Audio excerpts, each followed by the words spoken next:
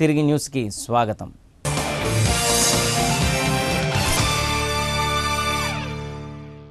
రానున్న 2 సంవత్సరాలలో పేదలకు 10 లక్షల గృహాలు నిర్మించేందుకు ప్రభుత్వం సిద్ధంగా ఉందని గృహ నిర్మాణ సంస్థ ఎండీ కాంతిలాల్ దండే అన్నారు.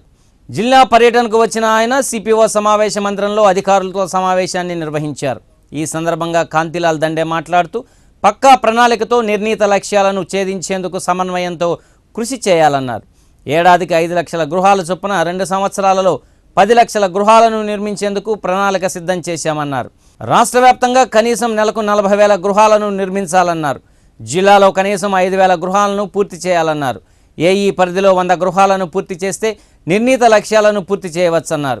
గృహ నిర్మాణాలకు సజావుగా జియో ట్యాగింగ్ చేయాలని, పెండింగ్లో ఉన్న గృహాలను నిర్మించేందుకు ఒక్కో లబ్ధిదారుడికి ప్రభుత్వం అదనంగా 25,000 రూపాయలు మంజూరు చేసిందని వెల్లడించారు. ఈ విషయమై లబ్ధిదారులకు సంపూర్ణ అవగాహన కల్పించాలన్నారు. ఈ సమావేశంలో పాల్గొన్న కలెక్టర్ వినయ్ చంద్ మాట్లాడుతూ 2016-17 ఏడాదిలోని గృహాలను ఆగస్టు 1వ తేదీ నాటికి శంకుస్థాపన వారోత్సవాలను జరిపి పూర్తి చేయనున్నట్లు వెల్లడించారు. ఈ సమావేశంలో జేసీ నాగలక్ష్మి, గృహ నిర్మాణ ఎస్ఈ శ్రీరాములు, పీడీ శ్రీనివాసరావుతో పాటు జిల్లా అధికారులు పాల్గొన్నారు.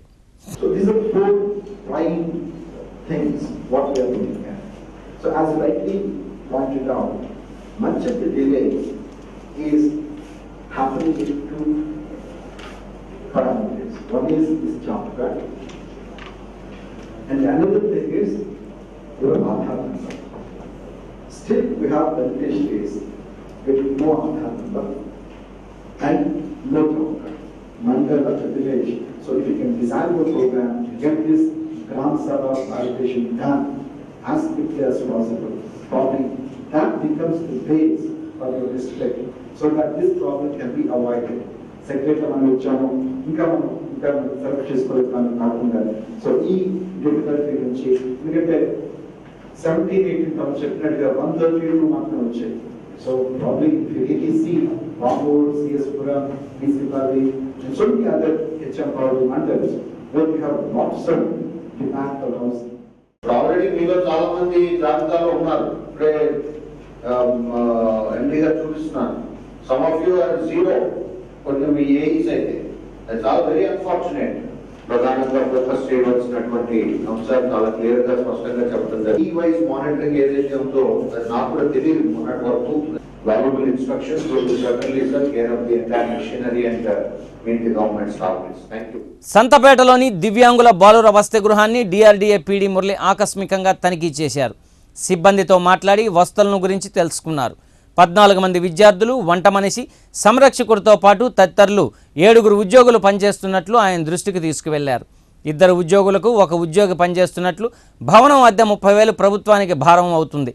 ఈ నేపథ్యంలో వసతి గృహంలో కనీసం 100 మంది విద్యార్థులు ఉండాలని, మరో 15 రోజుల్లో 3వ తరగతి నుండి పీజీ వరకు చదువుతున్న దివ్యాంగులైన విద్యార్థులు ప్రవేశం పొందేలా ప్రయత్నించాలని సిబ్బందికి సూచించారు. లేని పక్షంలో పొరుగు సేవల పోస్టులు రద్దు చేస్తామని పీడీ హెచ్చరించారు. 3వ తరగతి నుంచి up to inter degree PG వరకు కూడా ఇక్కడ వసతి ఉంది కాబట్టి ఎవరైతే వికలాంగులు ఉన్నారో వాళ్ళకి సౌకర్యం చేయడానికి కూడా ఇక్కడ 100 మంది వరకు ఇక్కడ హాస్టల్లో ఉండాల్సి ఉంది. కాబట్టి దయచేసి నేను చెప్పేది ఏమంటే జిల్లాలో ఉండే అందరు వికలాంగులు ఎవరైతే అర్హత ఉందో వాళ్ళకంతా చదువుకునే వసతి లేకుండా ఇక్కడ హాస్టల్లో ఉండి చదివించుకుంటే బాగుంటుంది. ఇప్పుడు ఈరోజు ఆ రోజు చూస్తే 12 మంది ఉన్నారు, ఈరోజు 14 మంది ఉన్నారు. 14 మందిలో కూడా 2 ఆబ్సెంట్ ఉన్నారు. ఇంతమందికి వర్కర్లు కూడా 6 మంది, 7 మంది, వాటి తరగతి 7 మంది ఉన్నారు.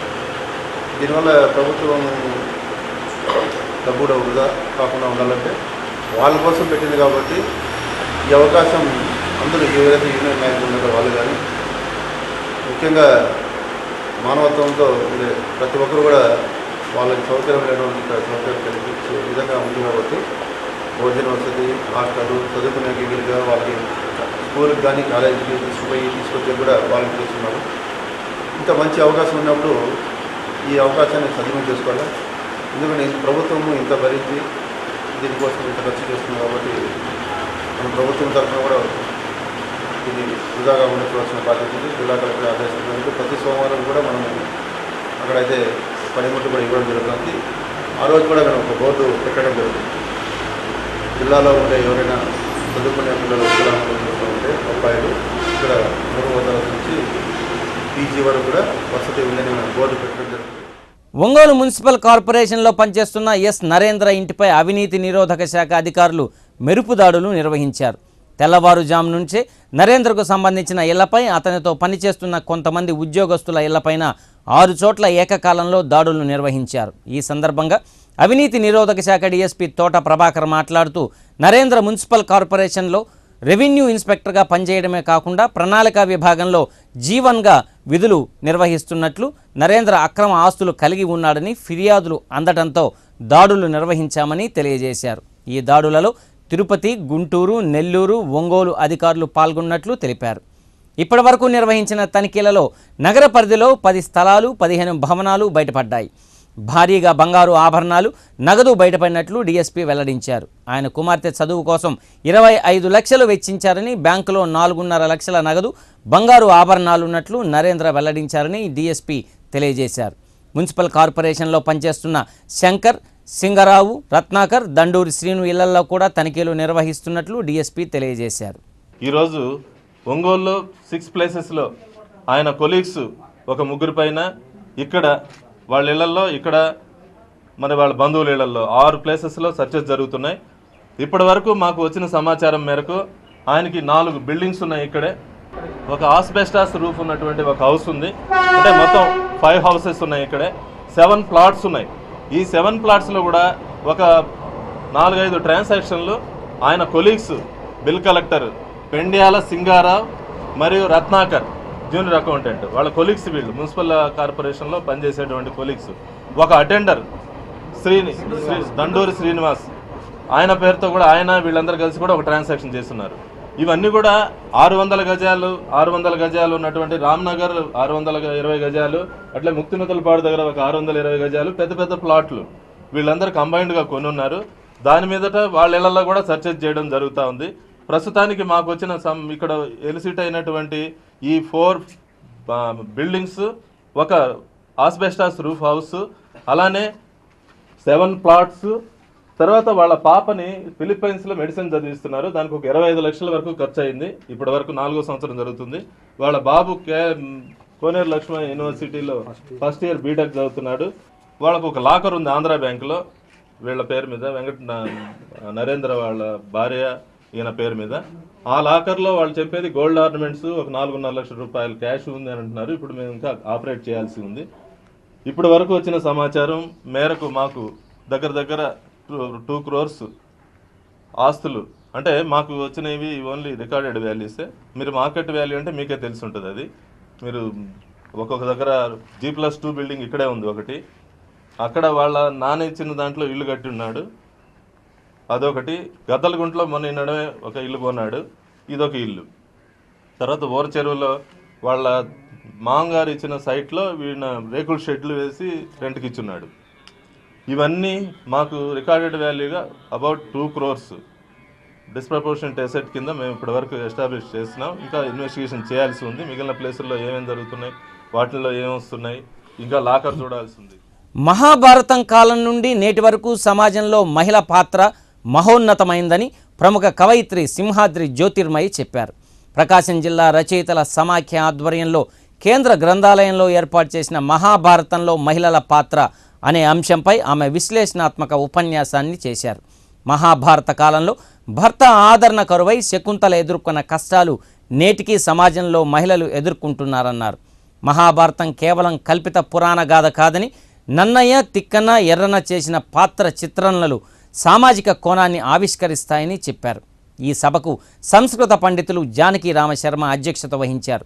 ప్రకాశం జిల్లా రచయితల సంఘం అధ్యక్షుడు డాక్టర్ నూనె అంకమ్మరావు, నవ్యాంధ్ర రాష్ట్ర రచయిత్రుల వేదిక గౌరవాధ్యక్షులు తేళ్ల అరుణ, జిల్లా రచయితల సమాఖ్య గౌరవాధ్యక్షుడు మల్లికార్జునరావు, ప్రధాన కార్యదర్శి కుర్రా ప్రసాద్ బాబుతో పాటు సాహితీ అభిమానులు పాల్గొన్నారు. అనంతరం జ్యోతిర్మయిని ఘనంగా సన్మానించారు. ఆ అమ్మాయి పుట్టగానే తల్లి తండ్రి ఆమెను అడవిలో వదిలివేసి వెళ్ళిపోతే కణో మహర్షి పెంచాడు. శాకుంతములు పెంచాయి కాబట్టి శకుంతల అనేటువంటి పేరుతోటి ఆవిడ విఖ్యాతురాలైంది. కణో మహర్షి ఆమెను తన కుమార్తెగా పెంచాడు. ఆ ఆశ్రమంలో ఆవిడ పెరిగింది. కణ్వాశ్రమంలో ఒక ఆశ్రమంలోని అన్ని పద్ధతులతోటి ఆవిడ చాలా చక్కనైనటువంటి సత్వగుణాలతోటి పెరిగినటువంటి స్త్రీ. దుష్యంత మహారాజు వనవిహారానికి వచ్చాడు. ఒకసారి వేట కోసం అని వచ్చినటువంటి వ్యక్తి ఆయన వెతుక్కుంటూ ఈ ఆశ్రమంలోకి కణుని యొక్క ఆశ్రమానికి వచ్చారు. ఆ ప్రశాంతమైనటువంటి వాతావరణంలో ఆయన మొట్టమొదటిసారిగా శకుంతలను చూశారు. చూసినప్పుడు తన్ని పయోజ దళాయతాక్షి సంకుల మిళితాళినీల పరికుంచిత కోమల కుంతలన్ శకుంతలయను కన్యకన్ కలియే.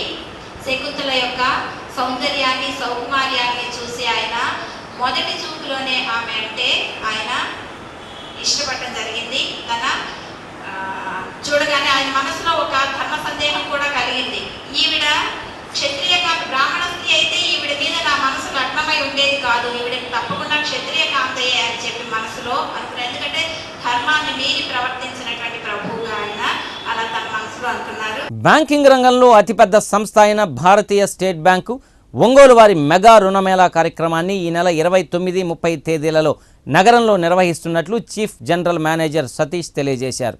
తులసిరామ్ థియేటర్ వద్ద గల కేబీ రెస్టారెంట్ ఎదురు ఈ రుణమేళా కార్యక్రమాన్ని నిర్వహించనున్నట్లు ఆయన పేర్కొన్నారు. ఈ రుణమేళా కార్యక్రమం నందు తక్కువ వడ్డీతో కూడిన గృహ వాహన రుణాలను అందజేస్తున్నట్లు తెలిపారు. కావున నగరంలోని ప్రజలు ఖాతాదారులు అధిక సంఖ్యలో పాల్గొని ఈ అవకాశాన్ని సద్వినియోగం చేసుకోవాలని కోరారు. Bharatiya State Bank regional office Ongole పరిధిలో స్టేట్ బ్యాంక్ ఆఫ్ ఇండియా వారు తులసిరామ్ థియేటర్